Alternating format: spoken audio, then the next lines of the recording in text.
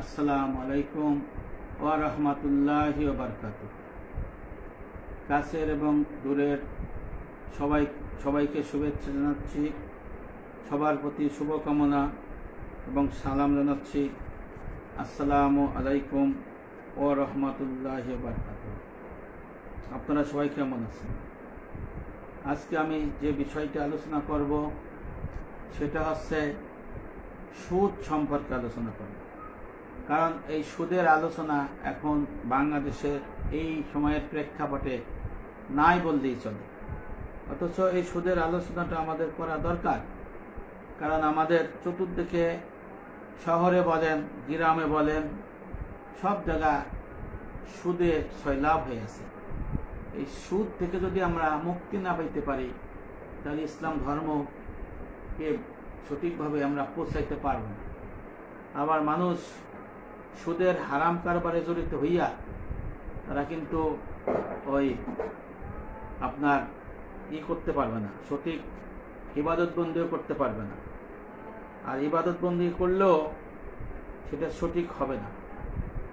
যে কারণে এই সুদের ভয়াবহতা সম্পর্কে আমাদের আলাপ আলোচনা করা দরকার। সুদের ভয়াবহতা সম্পর্কে আমাদেরকে আপনার সবাইকে জানানো দরকার। যেহেতু আমরা মুসলমান, আমাদের এই বিষয়ে সবাইকে জানানো দরকার। আমরা যদি এই সুদের এলেম সম্পর্কে না জানি, সুদের ভয়াবহতা সম্পর্কে না জানি, তাহলে আমাদের পরজগতে জান্নাত পাওয়ার আশা থাকবে না। যেহেতু জান্নাত পাওয়ার আশা থাকবে না, সেই হেতু আমাদের এই সুদ থেকে বাঁচতে হবে, সুদের আসবাব থেকে বাঁচতে হবে, সুদের সাথে যারা জড়িত তাদের থেকে হুঁশিয়ার থাকতে হবে এবং বিভিন্নভাবে তাদের কাছ থেকে আমাদের দূরে থাকতে হবে, নাহলে আমাদের পরজগৎ ধ্বংস হয়ে যাবে। আমরা পরোক্ষ এবং প্রত্যক্ষভাবে এই সমাজ সুদের সাথে জড়িত, যা আমাদের জন্য একটা বিশাল সমস্যা তৈরি করে ফেলেছে। ইবাদত করতেছি, ইবাদত কবুল হচ্ছে না।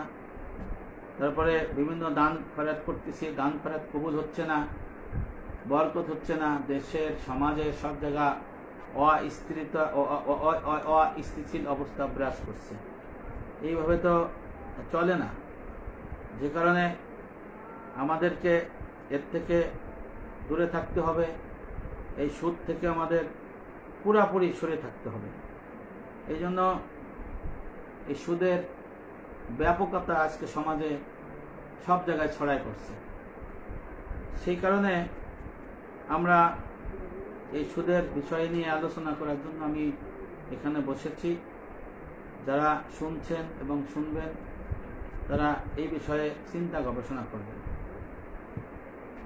নবী করিম সাল্লাল্লাহু আলাইহি ওয়াসাল্লাম বলেছেন, আল্লাহ পাক 4 শ্রেণীর ব্যক্তিকে জান্নাতে প্রবেশ করতে দিবে না এবং তারা জাহান্নামের সমস্ত আযাব গজব ভোগ করবে।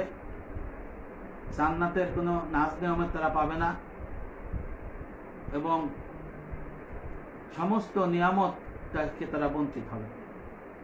এরা হলো মদ্যপায়ী, সুদখোর, অন্যায়ভাবে এতিমের মাল আত্মসাৎকারী এবং পিতামাতার অবাধ্য সন্তান। হাদিস শরীফে রয়েছে, সুদখোর ময়দানে হাসরে এই সুদ খাওয়ার অপরাধে কুকুর শুকরের আকৃতিতে উঠবে এবং আল্লাহ পাকের ফেরেশতা তাদেরকে আলাদা করে রাখবে। এরা নবী করিম সাল্লাল্লাহু আলাইহি ওয়াসাল্লামের উম্মত থেকে দূরে থাকবে। এই সুদখোর যারা থাকবে তাদেরকে ময়দানে হাসরে চেহারা বিকৃতি করে তাদের আলাদা করবে। এই এক ভয়াবহ অবস্থা। এর থেকে আমাদের বাঁচার উপায় হলো এই সুদের সমস্ত কিছু আমাদের ত্যাগ করতে হবে। সুদের সমস্ত সবকিছু আমাদের ত্যাগ করে আমাদেরকে হালাল এবং জায়েজ ভাবে সবকিছু করতে হবে। মহান রব্বুল আমিন সূরা আলে ইমরানের 130 নম্বর আয়াতের মধ্যে বলেছেন, হে ঈমানদারগণ, হে মুসলমানেরা, তোমরা ক্রমবর্ধমান হারে দ্বিগুণ চতুর্গুণ চক্রবৃদ্ধি হারে সুদের ব্যবসা করো না, সুদ খাও না, এবং আল্লাহকে ভয় করো, তবেই তোমরা সফল কাম হতে পারবে। মহান রব্বুল আমিন আরো বলেছেন, যারা সুদ খায় তারা কবর হতে কিয়ামতের দিন সেই ব্যক্তির মতো দাঁড়াবে যাকে শয়তান স্পর্শ দ্বারা পাগল করে। নাউজুবিল্লাহ। মহান রব্বুল আমিন আরো বলেছেন, তারা এই জন্য যে তারা বলে বেচাকেনা তো সুদের মতোই। সূরা বাকারা 275 নম্বর আয়াতে বলেছেন, অর্থাৎ আল্লাহ তাআলা যা হারাম করেছেন তারা তা হালাল বলে গণ্য করেছে।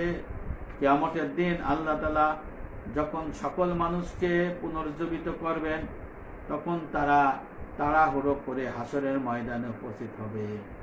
কিন্তু সুদখোরেরা তাড়াহুড়া করতে গিয়ে পড়ে যাবে, তারা উঠতে পারবে না। কেননা দুনিয়াতে যে তারা যে সমস্ত হারাম সুদ খেয়েছে, আল্লাহ তাআলা তা পরিমাণ বাড়াতে থাকবেন এবং কিয়ামতের দিন তা বিরাট বোঝায় পরিণত হবে। তাই তারা যখন হাসর ময়দানে মাঠ পাড়ি দেবার জন্য দৌড়াইতে চাইবে, তখন তাদের মাথার উপর এই সুদের সবকিছু চাপাই দেওয়া হবে এবং তারা পড়ে যাবে, মানে হাঁটতে চলতে পারবে না।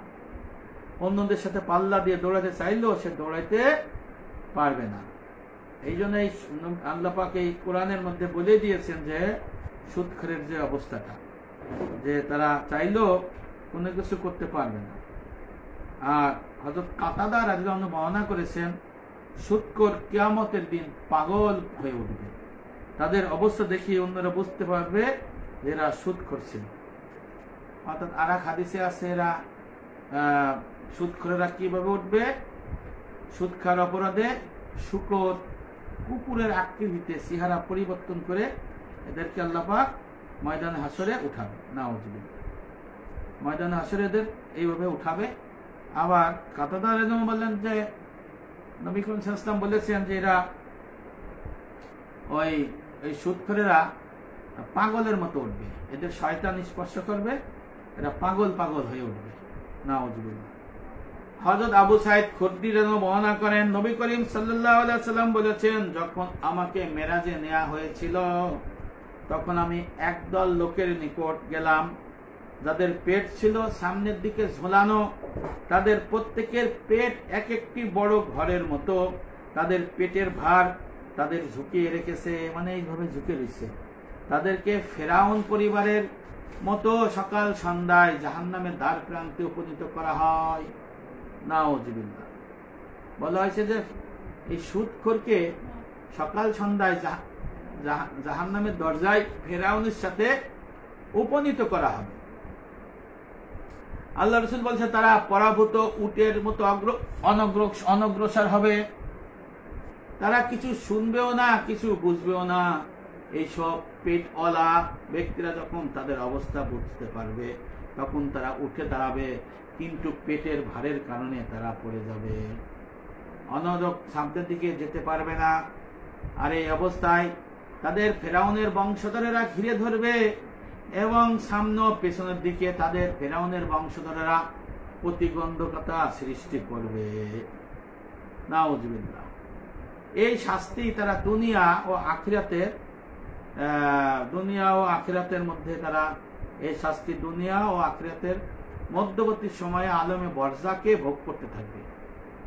মানে কবরে ফেরাউনকে সকাল সন্ধ্যায় জাহান্নামে দেখাবে।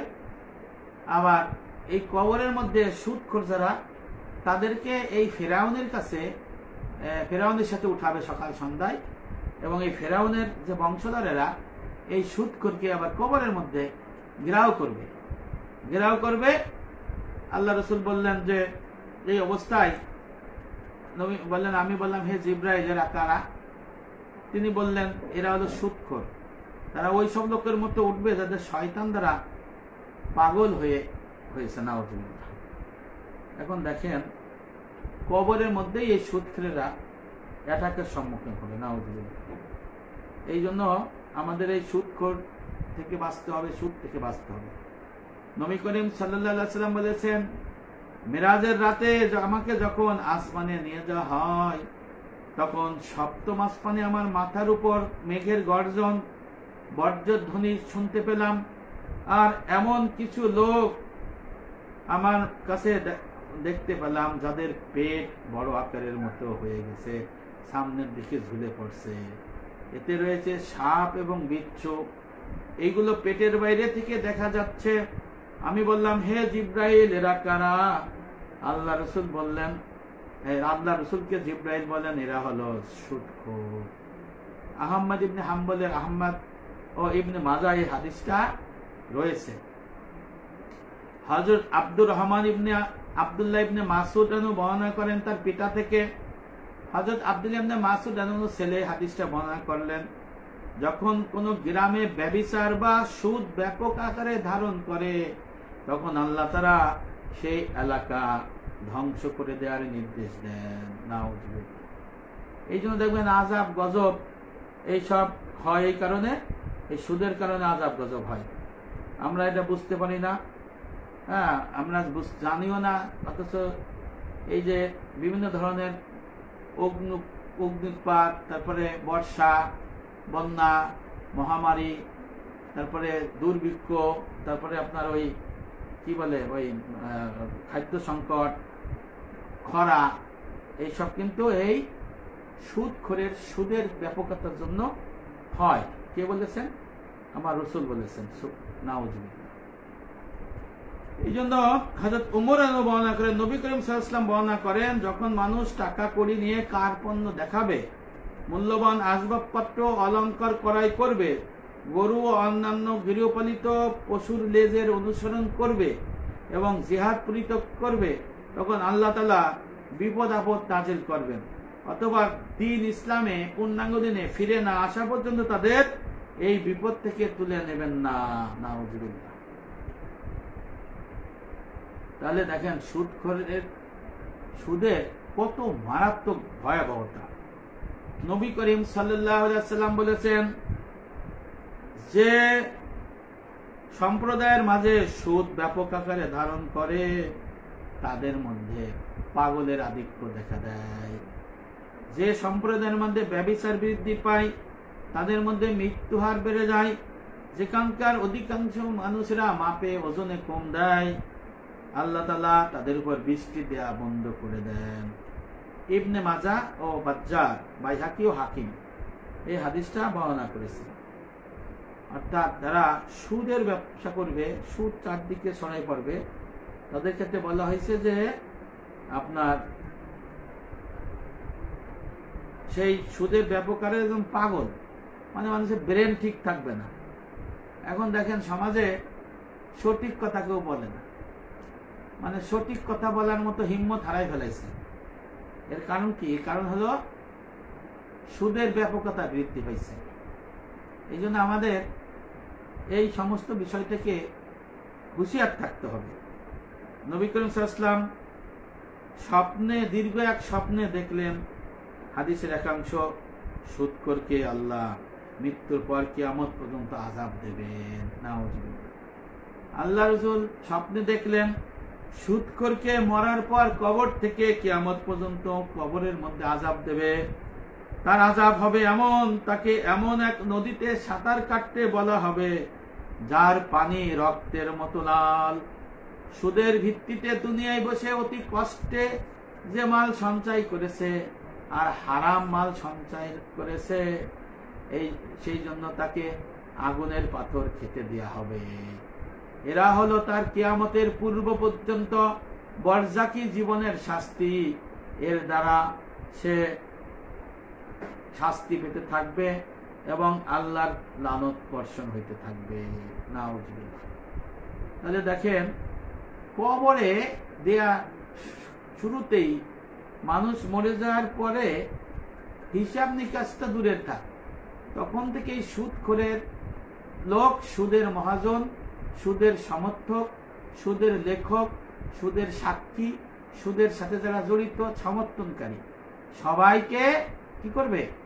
কবর থেকে আযাব গজব দেওয়া হবে।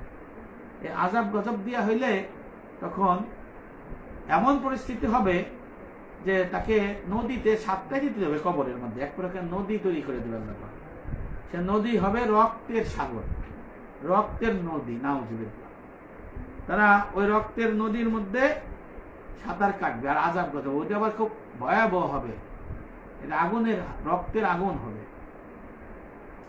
আর কিয়ামত পর্যন্ত বরজাখী জীবনে শাস্তি হয়ে থাকবে সুদখোর, সুদের কারবারি, তারপরে সুদের মহাজনেরা সবাই। এই জন্য এই সুদের ব্যাপকতা সম্পর্কে আমাদের বলতে হয়, সব জায়গা বলা দরকার।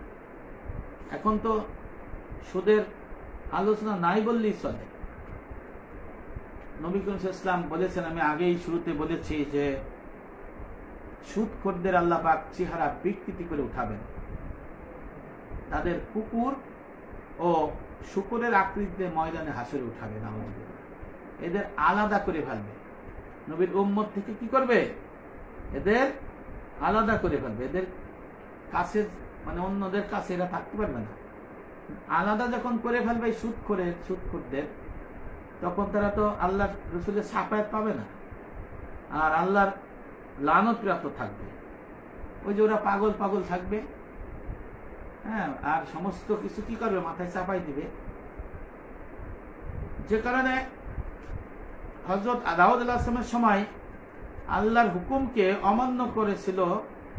শনিবার মৎস্য শিকারের জন্য একদল লোক শুকরে পরিণত হয়ে গেছিল, বান্দরেও পরিণত হয়ে গেছিল।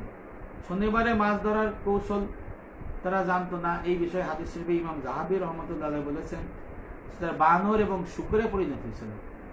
তাফসীরের মধ্যে আছে তারা বান্দরে পরিণত হয়েছিল। আর নবী করিম সাল্লাল্লাহু আলাইহি ওয়াসাল্লাম বলেছেন যে বান্দর এবং শুকর দুই শ্রেণীতেই তারা পরিণত হয়েছিল। এই জন্য এই বিষয়গুলো আমাদের চিন্তা ভাবনা করতে হবে। আল্লাহ পাকের কাছে কোনো কিছু গোপন থাকে না, আল্লাহ সবই জানেন।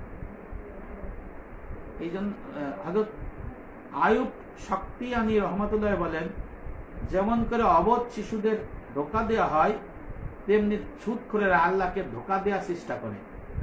যদি তাদের এই কাজের শাস্তি সরাসরি হতো তাহলে সহজ হয়ে যেত। বলতেছে যে এরা তো আল্লাহরও ধোঁকা দেয়, মনে করে যে সুদ না, এটা ব্যবসা, এটা কি বলে, প্রফিট, মুনাফা বলে না, ফলে লাভ, আবার বিভিন্ন ভাবে বলে, খোলা করে। নবী করিম সাল্লাল্লাহু আলাইহি ওয়াসাল্লাম বলেছেন সুদের স্তর হলো 70টি।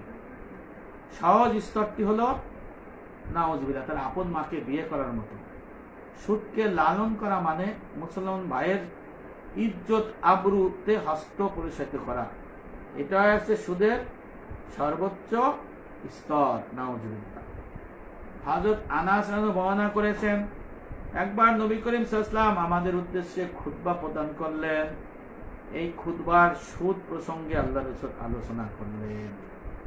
আল্লাহ রাসূল আলোচনায় বললেন যে সুদের ভিত্তিতে যে দিরহাম গ্রহণ করা হয়, ইসলামে তা 36টি ব্যভিচারের চেয়েও জঘন্য অপরাধ। তিনি আরো বলেন সুদের 70টি পাপ রয়েছে, গুনাহ রয়েছে। এর মধ্যে সবচেয়ে সহজ গুনাহ পাপ হলো আপন মায়ের সাথে ব্যভিচার করার মতো, নাউজুবিল্লাহ।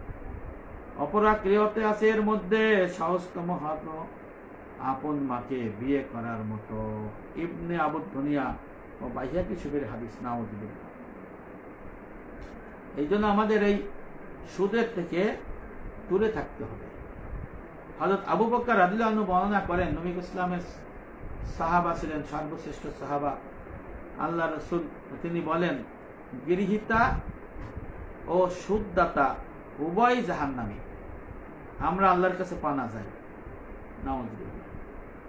আবু বকর সিদ্দিক রাদিয়াল্লাহু আনহু কোনো রাগ ঢাক না রেখেই বলে দিলেন যে যারা সুদ নেয় আর সুদ দেয় উভয় জাহান্নামী, দোজখী, এদের কোনো হিসাব নিকেশ নাই। তখন বলতেছেন আল্লাহর কাছে আমরা পানা চাই, নাউজুবিল্লাহ। হযরত আব্দুর রহমান ইবনে মাসউদ বলেন, যদি কোনো ব্যক্তি তোমার নিকট ঋণ নেয় এবং সেটা চুক্তি করে নেয় যে এটার বিপরীতে তোমাকে লভ্যাংশ দেওয়া হবে, তাহলে তুমি তা গ্রহণ করো না, কেননা এটি সুদ। হযরত হাসান বসরি রহমাতুল্লাহ আলাইহি এই ধরনের কথা বলেছেন। এই জন্য ভাই, সুদের ব্যাপকতা অনেক বেশি। আমাদের এই সুদ নিয়ে আমরা চিন্তা গবেষণা করি না। সুদ কিন্তু সহজে এখন ব্যাপক আকার ছড়াই পড়ছে। ছলে বলে কলে কৌশলে সুদ, এবং সুদের মহাজনরা খুব আরামসে থাকে দুনিয়ার মধ্যে। কিন্তু দেখেন, ভাগ্যের নির্মম পরিষদ, এদের চেহারা আস্তে আস্তে বিকৃত হইতে থাকবে। অনেক সুদখোরেরা তাদের চেহারা দুনিয়ার মধ্যে বিকৃত হয়, আবার মরার পরে বিকৃত হয়। আবার ময়দানে আসরে আল্লাহ রাসূল বলেছেন কুকুর শুকর এই আকৃতিতে এই সুদখোরদের উঠাবে, নাউযুবিল্লাহ। যে কারণে আমাদের এই সুদখোরের থেকে বাইচে থাকতে হবে, সুদের ভয়াবহতা থেকে আমাদের বেঁচে থাকা দরকার। এখন সমাজে আমরা যারা সুদের কারবারি করত, তাদের আমরা এই সুদের বিষয়ে কিন্তু আমাদের বলা হয় না। এখন এই সুদের বিষয় সম্পর্কে আমাদের আলোচনাই নেই, খুব কষ্টের একটা বিষয়। এই জন্য আপনারা সবাই এই সুদের ভয়াবহতা থেকে আল্লাহর কাছে পানা চাবেন যে আল্লাহ, এই বাংলাদেশ সহ সারা পৃথিবীকে আপনি সুদ থেকে মুক্ত করে দেন, সুদের থেকে আমাদের হেফাজত করেন। যদি আল্লাহ পাক আমাদের রক্ষা করে, আমরা রক্ষা পাইতে পারি, নাহলে তো আমাদের বিপদ। যে কারণে আমাদের এই যে সুদের সমস্ত আসবাব উপকরণ সবকিছু থেকে আমাদের দূরে থাকতে হবে। সুদখোররা, হযরত আবু বকর সিদ্দিক রাদিয়াল্লাহু আনহু বলছেন যে সুদখোররা জাহান্নামী। সুদের গ্রহীতা এবং দাতা উভয় জাহান্নামে যাবে। রাগ ঢাক না রেখে আবু বকর সিদ্দিকের জন্য বলেই দিলেন। এই জন্য আমাদের নবী করিম ইসলাম থেকে ইলম শিখেছিলেন সাহাবারা, তারা তো নবী থেকে ইলম জানেই আমাদের বলছেন। এই জন্য অনেক আলেম সাহেবরা দেখবেন জিজ্ঞেস করে, এখানে সুদখোর আছো নাকি? যদি সুদখোর থাকো তাহলে এখান থেকে সরে যাও, কারণ তোমরা দোজখী। এই কথা বললে অনেকে রাগ হয়, তাহলে আমাদের সুদখোর মানে দোজখী বললো কেন? অথচ আল্লাহ রসুলের সাহাবারাই বলেছে যে তারা দোজখী। ময়দানে হাসরে তারা চেহারা বিকৃত উঠাবে, কবর থেকে তাদেরকে আযাব গজব দেবে। ফেরাউন যেভাবে শাস্তি দিচ্ছে কবরে, তাদেরকে সেইভাবে কবরে শাস্তি দিবে, এই কথা বলা হয়েছে। আবার ফেরাউনের ছেলেবেলা কবরে তাদের ঘেরাও করে রাখবে, যে এই সুদের কারবারি যারা করছে। এই জন্য এই বিষয়গুলো আমাদের সমাজে ভালো করে প্রচার করতে হবে। এখন সুদ যে খায় আর নেয়, সুদের লেখক, সুদের সাক্ষী, উভয় একই গুনায় পতিত হবে। আবার সুদের যে কারিগর, সুদের যে ব্যবসা করে, সুদের যে মহানায়ক, যারা এই সুদটাকে ব্যাপক আকারে ছড়াইছে বিভিন্ন নামে, তারা তো দোজখী হবেই। তাদের যারা সমর্থন করে যে কোনো কাজে, তারাও দোজখী। আল্লাহু আকবার। আল্লাহ আমাদের যেন এই মারাত্মক বিষয় থেকে যেন আমাদের মানে দূরে থাকার জন্য আল্লাহ পাক যেন আমাদের হেফাজত করে। সুদের সাথে যারা জড়িত, সুদের মহাজন, সুদের কারবারি, সুদ গ্রহীতা, তারপরে সুদের দাতা, হ্যাঁ, এদেরকে আল্লাহ পাক লানত দিচ্ছেন, অভিশপ্ত বলছেন। এই লানতের তাফসীর করেছেন ইবনে আব্বাস। তাদের কবরে সুদের কারবারিদের, সুদদাতাদের, লেখকদের এবং সুদখোর, তারপরে সমর্থকদের কবরে আযাব দেওয়া হবে। এই লানতের ব্যাখ্যায় আব্দুল ইবনে আব্বাস তার তাফসীর ইবনে আব্বাস লিখেছে। আবার নবী সরাসরি হাদিস শরীফে বলেই দিয়েছেন যে কবরে বরজাক জীবনে এই সুদখোরদের কিয়ামত পর্যন্ত আযাব দেওয়া হবে। তাদেরকে কি করবে? ফেরাউন আছে না, ফেরাউনের সাথে উঠাবে, যখন পলাইতে যাবে তখন ফেরাউনের লোকজন এই সুদখোরকে আটকাই ফেলাবে, ধরবে। তারা কিন্তু সেখান থেকে সরতে পারবে না, তাদেরকে আযাব দেওয়া হবে। সুদের অর্থের মধ্যে কোনো বরকত নাই। দেখবেন সুদের যত ইনকাম করুক তা নিঃশেষ হয়ে যাবে, বিভিন্নভাবে খরচ হবে, হয় অসুখে বিসুখে বা বিভিন্ন ধরনের এই টাকা থাকে না। সাময়িক তারা সুখ মনে করে, কিন্তু দীর্ঘস্থায়ী থাকবে না। আল্লাহ পাক সুদকে নিশ্চিহ্ন করেছেন, দানকে বর্ধিত করেছেন। আল্লাহ কোনো অকৃতজ্ঞ পাপীকে ভালোবাসেন না, আল্লাহ সুদখোরকে ভালোবাসেন না। সূরা বাকারা 276 বলেছেন। আল্লাহ পাক আরো সূরা রুমের 39 নম্বর আয়াতে বলেছেন যে সুদ তোমরা দাও যেন মানুষের সম্পদের সঙ্গে তা মিশে বাড়ে, আল্লাহর কাছে তা বাড়ে না। সুদখোর এবং সুদখোরের মহাজন, তারপরে সুদ যে নেয়, যে খায়, এরা আল্লাহ এবং রসুলের সাথে যুদ্ধে লিপ্ত। নাউজুবিল্লাহ। সুদখোর স্বয়ং আল্লাহ ও রসুলের সঙ্গে যুদ্ধে লিপ্ত রয়েছে। ইরশাদ হয়েছে, হে মুমিনরা, তোমরা আল্লাহকে ভয় করো, সুদের যা বকেয়া তা ছেড়ে দাও যদি তোমরা মুমিন মুসলমান হও। আর তোমরা যদি না করো, সুদের বকেয়া সুদ না ছাড়ো, সুদের কারবার অব্যাহত রাখো, তবে আল্লাহ ও রসুলের পক্ষ থেকে যুদ্ধের ঘোষণা নাও, শুনে থাকো। নাউজুবিল্লাহ। সূরা বাকারা 278, 279। আচ্ছা, আল্লাহ যদি সুদখোরের সাথে যুদ্ধ ঘোষণা করে, বাঁচার উপায় আছে? এ কি কোনো রহমত পাবে? কিছুই পাবে না। এই জন্য এই সুদখোর, সুদের মহাজন, সুদের কারিগর, এরা উভয় দোজখী, এদের সমত্র দোজখী। কারণ হারামের আসবাব হারাম। অন্যায় যে করে আর অন্যায় যে সহে, তব ঘৃণা যেন তৃণ সমুদাহে, আমরা পড়ছি না? এরকম অন্যায় যে করবে আর অন্যায় যে সবে সাপোর্ট করবে একই। ইবাদত বন্দেগী নামাজ কবুল হওয়ার শর্ত হালাল ইনকাম, হালাল খাওয়া, আর সুদ তো হারাম। এই জন্য আল্লাহ রসুল বলছেন, ইরশাদ হয়েছে, হে রসুল্লাহ, নবীদের কথা বলছে আল্লাহ পাক, তোমরা পবিত্র বস্তু থেকে আহার করো এবং সৎকর্ম করো। মানে আগে হালাল খাও, তারপর ইবাদত বন্দেগী করো। এটা আল্লাহর হুকুম। সূরা মুমিনিন আয়াত নম্বর 51। এই জন্য হারাম পন্থায় সুদ থেকে উপার্জিত সম্পদ যদি খায়ে আহার করে, তার নামাজ, রোজা, হজ, যাকাত সব বাতিল। এখন ব্যাংকের সুদী ব্যাংকের চাকরি যারা করে, ওখানের ইনকাম বাতিল। ওই যে কি বলে, প্রভিডেন্ট ফান্ড পায় সুদী ব্যাংকের, এটাও হারাম। তারপরে পেনশন পায়, এটাও হারাম। ওই সুদী ব্যাংকের টাকা দিয়া ইন্টারেস্টের মাধ্যমে বাড়ি গাড়ি করে, এটাও হারাম। ছেলে মেয়েরে যে ইনকাম করে খাওয়ায়, এই ছেলে মেয়েরা হারাম খাবার দ্বারা গঠিত হয়। স্ত্রী সন্তানও হারাম দ্বারা গঠিত হয়।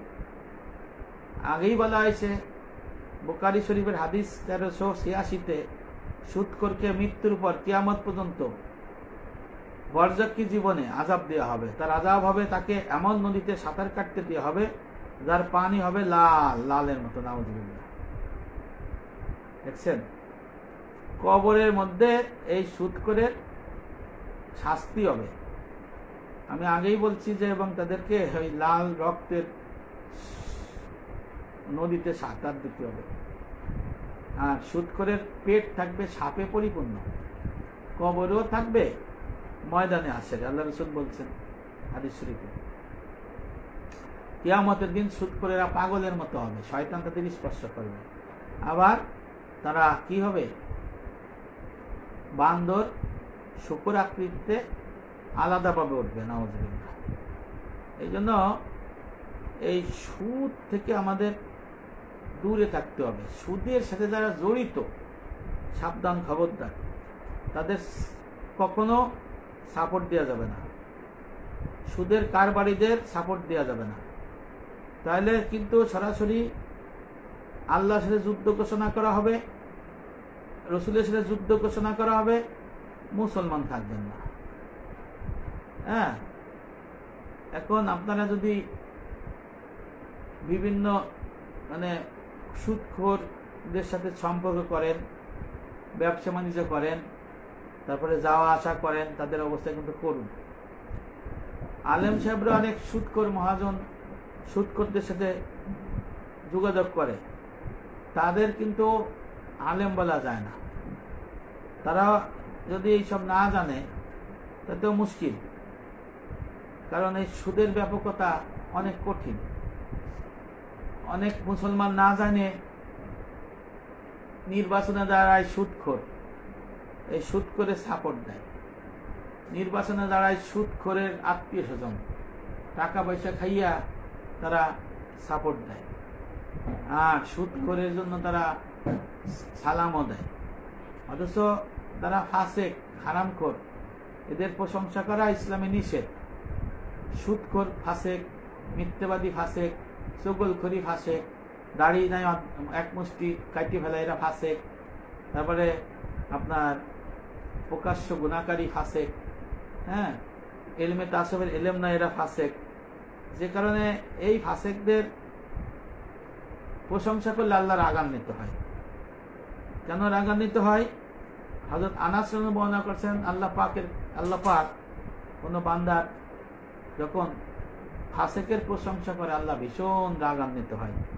এমন রাগান্বিত হয় তখন এই রাগান্বিত হওয়ার ভয়ে আরশ কুরসি কাঁপতে থাকে। নাউজুবিল্লাহ, আরশ কুরসি কাঁপতে থাকে। এই সুদখোরের প্রশংসা করা যাবে না। এর প্রশংসা করলে আল্লাহ পাক রাগান্বিত হয়। সুদের মহাজনের প্রশংসা করলে আল্লাহ পাক রাগান্বিত হয়। তাইলে আপনি প্রশংসা করে আল্লাহ থেকে কি সুদখোর, সুদের কারিগর, সুদের প্রতিষ্ঠান বড়? এই বিষয়গুলো কিন্তু আমাদের খেয়াল করতে হবে। তা হাসরের ময়দানে আবার এই সুদখোরকে গলা থেকে উঠানো হবে, ধরবে গলা, এমনি চেহারা বিকৃত হবে, শুকর আর কুত্তার মতো উঠাবে, বান্দর আর শুকরের চেহারা দেবে, পাগল বানায় উঠাবে আর গলা চেপে ধরবে। আব্দুল ইবনে আব্বাস বর্ণনা করেন, আল্লাহ রাসূল বলেছেন, কিয়ামতের ময়দানে সুদ গ্রহণকারীকে, সুদের কারবারিকে, হ্যাঁ, এমন ভাবে উঠানো হবে সে পাগল হবে, তার গলা চেপে ধরা হবে। তাকে বলা হবে, তুমি তোমার যুদ্ধের সরঞ্জাম দিয়ে প্রস্তুত করো, আল্লাহ রসুলের বিরুদ্ধে যুদ্ধের জন্য। নাউজুবিল্লাহ। এই কারণে হলো আব্দুল ইবনে আব্বাস বলছেন যে আল্লাহ রসুল বলছেন, যারা সুদ খায়, সুদের মহাজন, সুদের কারিগর, এরা আল্লাহ এবং আল্লাহ রসুলের সাথে কি যুদ্ধ ঘোষণা করল। যুদ্ধ যদি ঘোষণা করে তখন ওই ময়দানে আসরে আব্দুল ইবনে আব্বাস বলছেন যে ওই সুদখোরকে ধরবে, গলা চেপে ধরবে ফেরেশতা, বলবে, এখন তুই আল্লাহ রসুলের যুদ্ধ ঘোষণা কর, তোর যদি ক্ষমতা থাকে তুই যুদ্ধ ঘোষণা কর, তোর কি সরঞ্জাম দেশে বাইর কর। সেটা নাই, ময়দানে আসরে কিছু হবে? কিছু নাই। এই জন্য এই সুদের মহাজন, সুদখোর, এদের থেকে দূরে থাকতে হবে, বুঝছেন? যদি দূরে না থাকেন তাহলে কিন্তু আল্লাহর গজব নাজিল হবে ইহকাল পরকালে। প্রশংসা তো করতেই পারবেন না সুদের মহাজনের, সুদখোরকে। হ্যাঁ, তার প্রশংসা করবেন কখন? সুদের মহাজন, সুদের কারিগর, সুদখোর তার সমস্ত প্রপার্টি, সমস্ত টাকা পয়সা, হ্যাঁ, পায়খানার টাট্টি খারাপ, এই সব কাজে ছেড়ে দিয়ে ফকির হয়ে যেতে হবে, তার কান্নাকাটি করতে হবে। তারপরে নাই সে তওবা করবে এইভাবে যে সব ছেড়ে দিয়ে ফালাই দিয়ে আল্লাহ রাস্তায় ব্যয় করে, হ্যাঁ, আবার মসজিদও যাবে না, মন্দির ওই মাদ্রাসাও যাবে না, পায়খানার টাট্টি, রাস্তাঘাটের কল্যাণ এই সবের মধ্যে যদি দেয় তাইলে সে বাঁচার একটা পথ আছে। কিন্তু এই কাজটা কয়জন করবে বলেন? খুব ভয়াবহ অবস্থা। হযরত আবু বকর সিদ্দিক রাদিয়াল্লাহু আনহু বলছেন যে সুদখোর, সুদের গ্রহীতা, সুদের মহাজন এরা জাহান্নামী।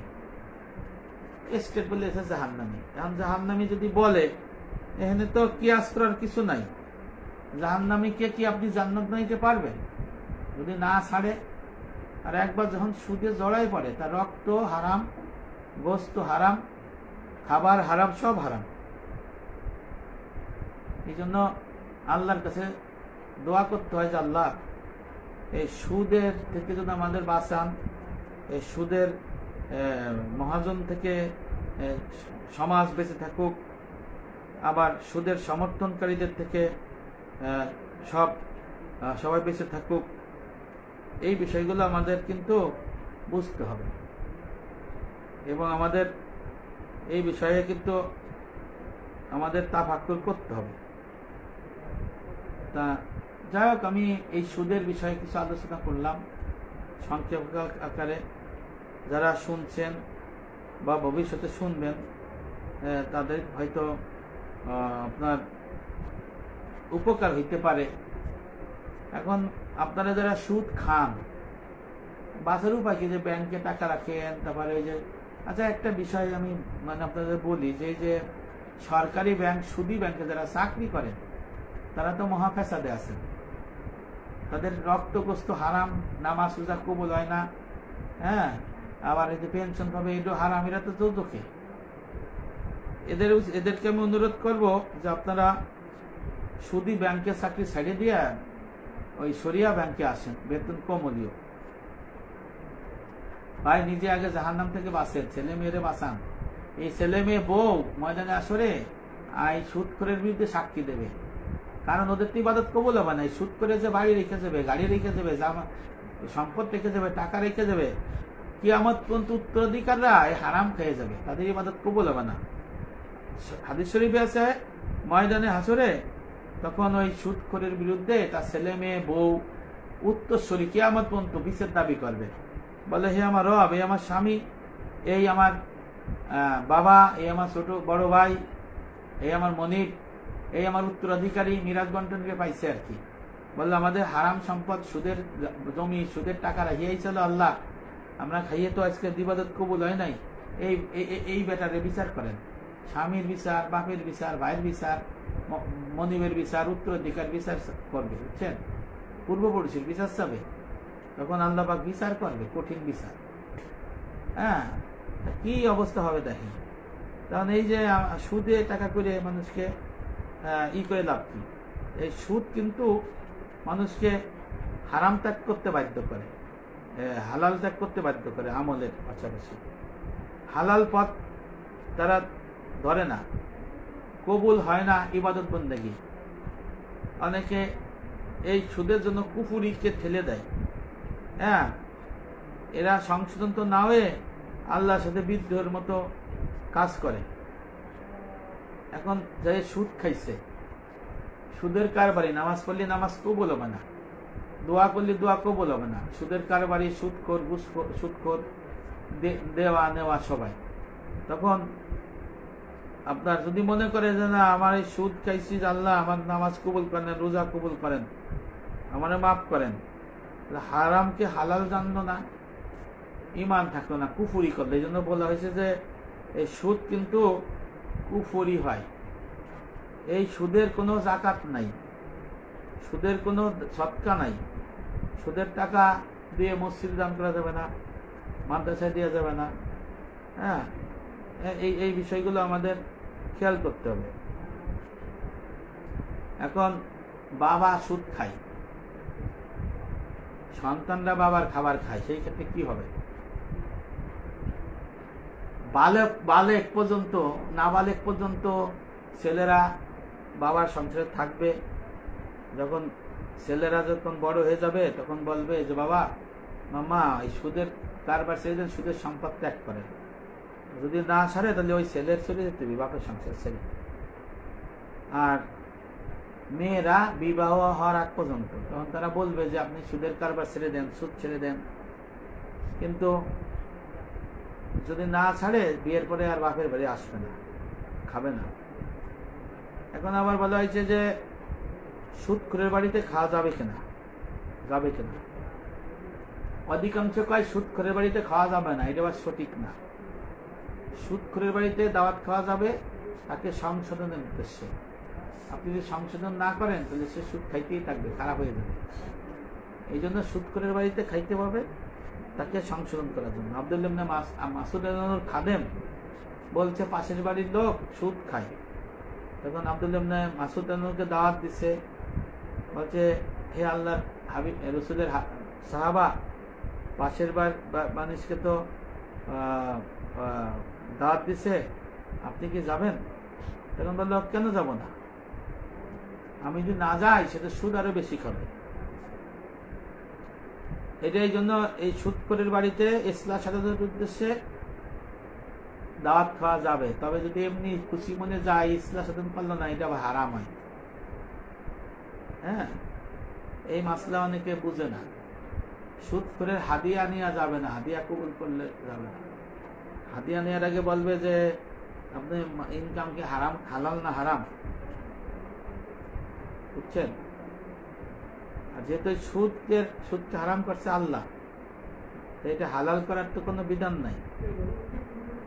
তবে কুরজ একটা বিষয় আছে, আপনি একজনের টাকা দিলেন, বললেন যে এই টাকা তারা চুক্তি না করে আজ ইনকাম করে লভ্যাংশ দিতে পারে আপনাকে, টাকার বিনিময়ে টাকা দিলেন, ব্যবসা বাণিজ্য করলে সে বেশি নিল কম দিল, আপনি কিছু বললেন না, তার মতো ব্যবসা করে আপনাকে প্রফিট দিতে পারে, টাকা থাকলে ফেরত দিবে, ক্ষতি হইলে আবার ক্ষতির স্বীকার করতে হয়, এটা আবার সুদ হয় না, কুরজ বলে। যেমন বলখির বাচ্চারে তাফসিরে কাবিরের ইমাম ফখরুদ্দিন রাজি অনেক টাকা দিছিল, তারপর অনেকদিন পরে উনি গেছিল, ওনারে অনেক বোঝাই করে টাকা পয়সা আবার দিয়ে লাভ সহ দিয়ে দিছিল, অনেক সম্মান করছিল। এটা হলো কুরজ বলে।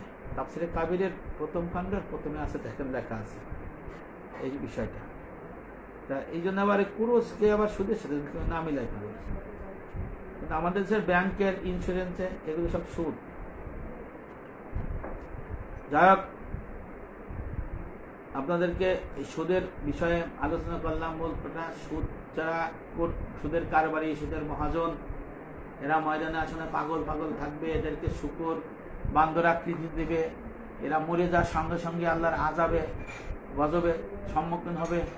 ফেরাউনকে যেমন সকাল সন্ধ্যায় জাহান্নাম দিয়ে শেষানো হবে, এই সুদখোরকে ফেরাউনের সাথে উঠাবে, ওর সাথে রাখবে, ওর সাথে থাকবে।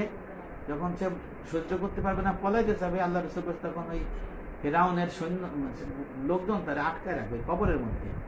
এই সুদখোরকে কবরের ভিতরে, সুদের মহাজনকে লাল পানির রক্তের নদী দেওয়া হবে আযাবে, ওর মধ্যে ফালাবে, সাঁতার কাটো, এইভাবে কিয়ামত পর্যন্ত চলবে, চিৎকার চেঁচামেচি করবে। সুদখোরের পেটে কবর থেকে বড় বড় সাপ হবে, ময়দানে আসরে উঠবে, ময়দানে আসরে উঠতে কুজা হয়ে উঠবে, পাগল তো থাকবে, কুজা হয়ে উঠবে, আবার শুকরের আকৃতি হবে, বান্দরের আকৃতি হবে। হ্যাঁ, তারা তো দুজকে যাবে। হযরত আবু বকর সিদ্দিক রাদিয়াল্লাহু আনহু বলছেন, সুদের কারবারি যারা, সুদ নেয়া, সুদের গ্রহীতা, এরা দুজকে যাবে, স্পষ্ট, এখানে সিল মেরে দিচ্ছে। এই জন্য সুদের কারবারি যারা, কারিগর যারা, সুদের সাথে জড়িত যারা সমাজে, তাদের সমর্থন করা যাবে না, তাদের সমর্থন করা যায় না, তাদের প্রশংসা করা যায় না। প্রশংসা করলে রাগান্বিত হয় কে? ওই আল্লাহ। আল্লাহ যদি এই সুদখোরের ফাসেক ব্যক্তির প্রশংসা শুনে রাগান্বিত হয়, তাই তো আপনার আমার বাঁচার উপায় আছে? বলেন, বাঁচার উপায় নাই। এই জন্য সুদ সমাজ থেকে ধ্বংস হইতে হবে। সুদের যত ব্যাংক, এটা ইসলামিক শরিয়ার মধ্যে নিয়ে আসতে হবে। যারা সুদের ব্যাংকের কাজ করে, তাদের ইসলামিক, মুসলমান যারা, ইসলামিক শরিয়ার ভিত্তিতে নিয়ে আসতে হবে। যারা সুদের কারবার করে, তারা সুদ থেকে সরে কুরুজের মধ্যে আসতে হবে। সুদের ব্যবসা করা যাইত না, সুদ খাওয়া যাইত না। এই জন্য এই বিষয়টা কিন্তু আমাদের ভয়াবহ আকার ধারণ করছে সমাজে। সুদখোরের নেতৃত্ব মেনে নেওয়া যায় না। যারা সুদের সাথে জড়িত, তারা যদি নির্বাচন করে, এদের ভোট দিয়ে হারাম, এদের সমস্ত গুনাহ-পাপ আপনার হবে। কারণ হারামের আসবাব হারাম, সমর্থনকারীও তাই পাবে। ভাইরা আমার, এই জন্য সুদ থেকে আপনাদের দূরে থাকতে হবে, সুদের জড়িত সে দূরে থাকতে হবে, সাক্ষী হওয়া যাবে না এবং সমর্থনও করা যাবে না। যদি কেউ সুদের সাথে জড়িত, তাকে সমর্থন করে, তাকে যদি প্রশংসা করে তাহলে কিন্তু বিপদ। আল্লাহ পাক আমাদের সবাইকে সুদ থেকে, সুদের যারা জড়িত তাদের থেকে, সুদের আসবাব থেকে যেন আমাদের রক্ষা করে, আর যারা সুদের সাথে জড়িত তারা যেন এই পাপ কাজ থেকে সরে আসে। আল্লাহ পাক সবাইকে হেদায়েত দান করুক। ওমা তৌফিক ইল্লা বিল্লাহ। আসসালামু আলাইকুম ওয়া রাহমাতুল্লাহি ওয়া বারাকাতুহু।